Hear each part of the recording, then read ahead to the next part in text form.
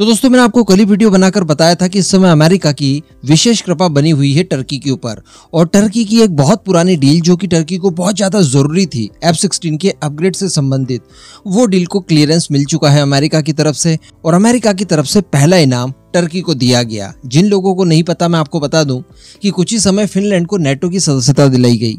अब नेटो की सदस्यता दिलाने के लिए जरूरी ये हो जाता है कि पुराने जितने भी नेटो के सदस्य हैं उन सभी की सहमति उसमें हो। लेकिन हम सभी जानते हैं कि स्वीडन और फिनलैंड का विरोध कर रहा था टर्की, दोनों के आपसी डिस्प्यूट थे।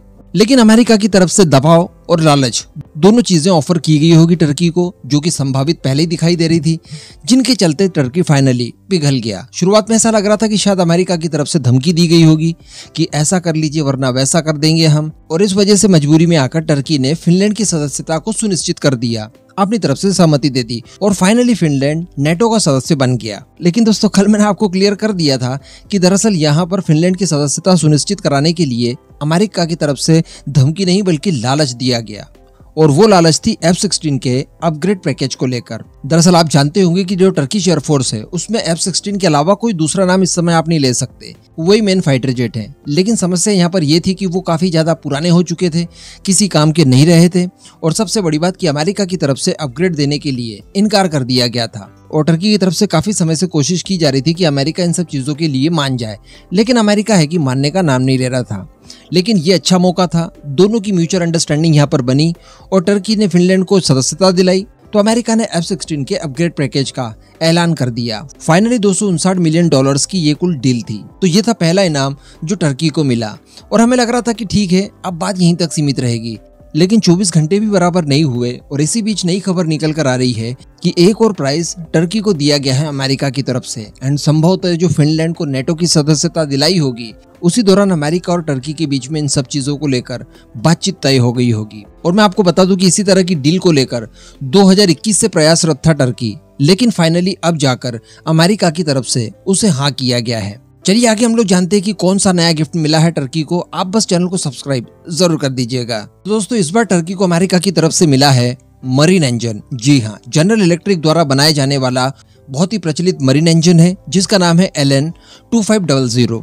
दरअसल काफी समय से टर्की कोशिश कर रहा था कि इसको लेकर कुछ समझौते अमेरिका के साथ हो जाए। दरअसल टर्की ये चाहता था कि इसको लेकर MRO फैसिलिटी जिसमें ओवरहॉल मेंटेनेंस वगैरह की सारी सुविधाएं मौजूद हो वो टर्की के अंदर स्थापित की जाए जनरल इलेक्ट्रिक की तरफ से, ताकि टर्की की तरफ से ग्लोबली इस तरह के सभी इंजन्स को अपने यहाँ पर ही मेंटेनेंस दे पाए, उनकी ओवरहॉलिंग वगैरह कर पाए, जिससे टर्की को काफी ज्यादा सहूलत हो। ऐसा इसलिए क्योंकि टर्की के भी कई सारे नेवल वेसल्स में इस इंजन का इस्तेमाल किया गया है।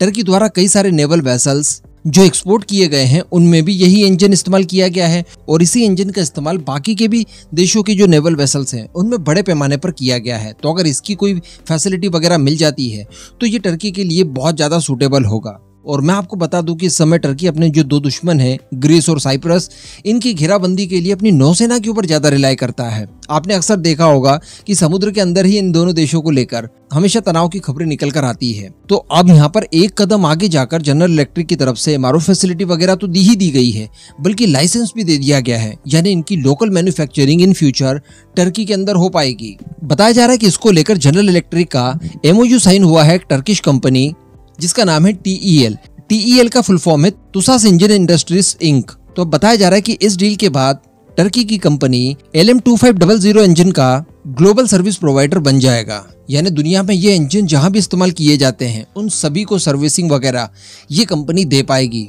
इसी के साथ साथ बताया जा रहा है कि जनरल इलेक्ट्रिक TEL के साथ मिलकर LM2500 इंजन और साथ ही LM500 इंजन को टर्की के अंदर असेंबल कर सके, इनका इंस्टॉलेशन किया जा सके नेवल वेसल से अंदर, साथ ही इनकी टेस्टिंग वगैरह हो और इनमें इस्तेमाल किए जाने वाले कल पुर्जे स्पेयर पार्ट्स वगैरह टर्की के अंदर लोकली बनाए जा सके, इसके लिए भी काम शुरू कर चुके हैं। कहने का मतलब जिस तरह का ऑफर जनरल इलेक्ट्रिक की तरफ से भारत को दिया गया है रिसेंटली F414 इंजन को लेकर, ठीक इसी तरह की चीज टर्की को दे दी गई है। और टर्की में आपको बता दूं कि नेवल वेसल्स बनाने के मामले में काफी अग्रणी देश है, वो काफी बड़े पैमाने पर नेवल वेसल्स का निर्माण करता है। इस तरह के इंजन्स का इस्तेमाल अक्सर फ्रिगेट वगैरह में किए जाते हैं। और इनका एक्सपोर्ट भी किया जाता है टर्की की तरफ से। तो ये टर्की के फ्यूचर के लिए एक बहुत ही महत्वपूर्ण डील साबित हो सकती है, जो कि उसे इसी बात के लिए मिली है नाम के तौर पर कि वो फिनलैंड की नेटो की सदस्यता सुनिश्चित करवा सके। तो टर्की द्वारा लिए गए किसी एक फैसले के चलते टर्की की एयरफोर्स भी ताकतवर हो गई, उसकी नेवी भी ताकतवर हो गई, यहाँ तक कि टर्की का जो नेवल वेसल्स का एक्सपोर्ट का बिजनेस था